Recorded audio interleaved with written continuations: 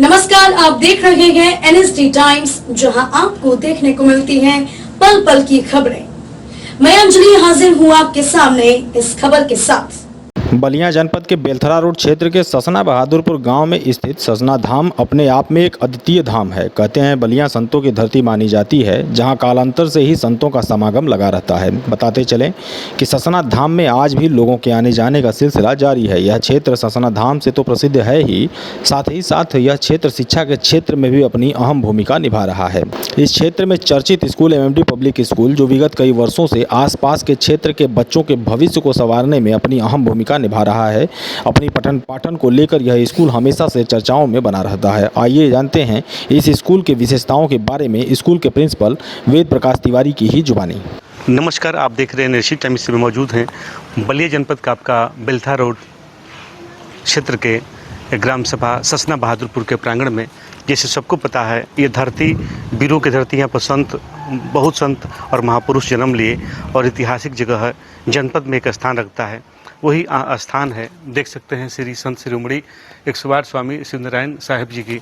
इनको मानने वाले लोग बड़ी दूर दूर से आते हैं, आस्था के प्रतीक है और इनको लोग पूजा अर्चना करते भी हैं।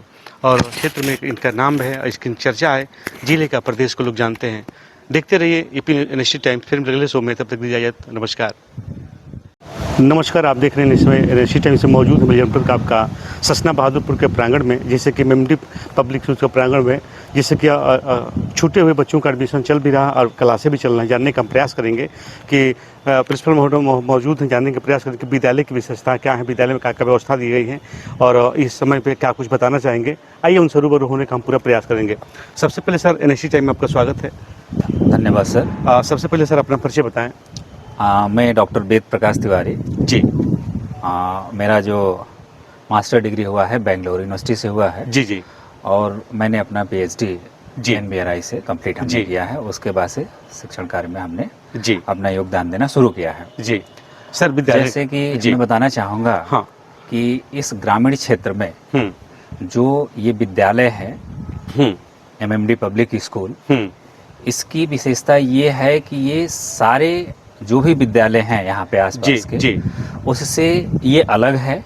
इस मायने में अलग है कि जहाँ पे शिक्षा लिया जाए, एक तो वहाँ का इंफ्रास्ट्रक्चर महत्व रखता है, वहाँ का वातावरण महत्व रखता है। तो क्योंकि उस परिवेश में बच्चे का विकास होता है, उस परिवेश में बच्चा रहता है और तमाम उसकी लर्निंग वहाँ से शुरू होती रहती है। जैसे कि हमारे यहाँ जो भी अध्यापक गण हैं वो वेल क्वालिफाइड हैं। उनका एक ये है कि हम बच्चों को किस तरीके से समाज के साथ साथ उसको आगे बढ़ाएं, समाज में उसको उसकी क्या भूमिका है, ये सारी चीजें उन बच्चों के अंदर ये डेवलप किया जा रहा है। जी सर, जानने का प्रयास करेंगे कि चूंकि शिक्षा नीति के तहत तमाम योजनाएं सरकार की तरफ से शिक्षा चलाई जा रही है, तो आपके तरफ से क्या योजना चले सरकार की? देखिए, गवर्नमेंट की तरफ से ये है कि एक स्वच्छ भारत का अभियान चल रहा है।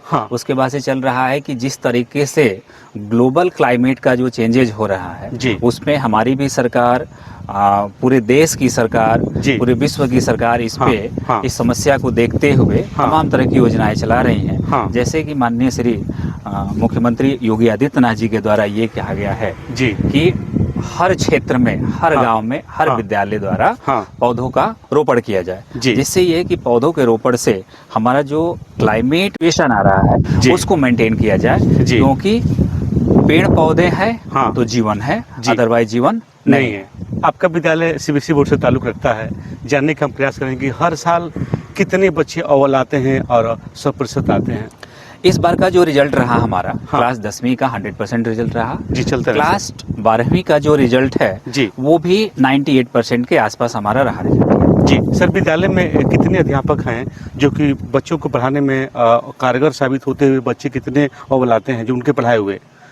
देखिए, जितने हमारे जो पीजीटी है, बेसिकली इसमें पीजीटी और टीजीटी का इन्वॉल्वमेंट होता है, जो कि विद्यालय का रिजल्ट को रिफ्लेक्ट करता है बोर्ड लेवल पे। बाकी तो जो शिक्षा है हम प्राइमरी से दे रहे हैं, तो हमारे बहुत ही बेहतरीन टीचर लोअर क्लास में भी हैं, टीजीटी में भी हैं और पीजीटी में भी हैं, जो अपने अनुभवों से बच्चों को आगे बढ़ा रहे हैं इस समय। सर, सर आपके विद्यालय में किस विषय पर विशेष जोर दिया जाता है? विद्यालय है और एक ये संस्था है लीजिए। जिसमें किसी एक सब्जेक्ट को पार्टिकुलर नहीं, हाँ। हम इंटायर सब्जेक्ट से बच्चों का विकास करते हैं। सारे सब्जेक्ट पे एक ही बराबर फोकस किया जाता है। जी सर, एक चीज़ और है, आपके बलिया में आपके विद्यालय का एक स्थान है और हमेशा चर्चा का विषय बना रहता है। तो बच्चों को आज के परिवेश में शिक्षा को देखते हुए क्या क्या व्यवस्थाएं दी जाती है जो कि उससे अभिभावक प्रभावित होकर के अधिक से जोड़ने का प्रयास करेगा? ये चीज़ें आपने बहुत अच्छा पूछा। जैसे जो विद्यालय होता है, कहीं का भी विद्यालय हो, मेरा विद्यालय है, तमाम और हमारे आसपास में विद्यालय हैं। हाँ। सबसे पहले मैंने एक चीज़ बताया है हाँ। कि बच्चा जो अगर 4-5 घंटे अगर रहता है विद्यालय में, जी। तो वो सारी फैसिलिटीज होना चाहिए जो उसके स्टडी में हेल्प करे। और वो सारी चीज़ें हमारे यहाँ अवेलेबल हैं। जी एक चीज़ और सर, अपने तरफ से अभिभावकों को जैसे अपने छूटे हुए बच्चों को एडमिशन लिया जा रहा है? बिल्कुल लिया जा रहा है सर। ये कब तक लिया जाएगा? इस महीने के लास्ट तक लिया जाएगा सर। इस महीने के लास्ट तक? जी।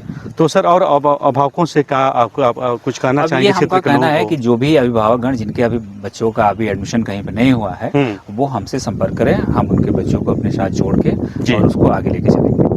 बच्चों के इस समय कितना दाखिला है इस समय चल रहा, सत्र में चल रहा? 700+ में हम लोग चल रहे हैं और ये उम्मीद है कि इस मंथ के लास्ट तक जाते जाते 800 हम लोग कंप्लीट करेंगे। आगे भविष्य में शिक्षा क्या योजनाएं रहेंगी बच्चों के लिए प्रति?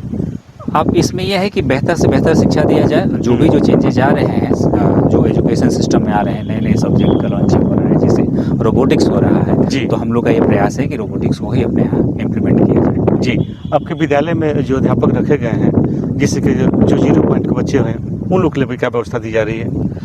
उनके लिए भी सारी व्यवस्थाएं हैं जो बाकी बच्चों के लिए होता है, उनके लिए भी वही व्यवस्थाएं हैं जो 0 वाले हैं। 0 वाले हैं।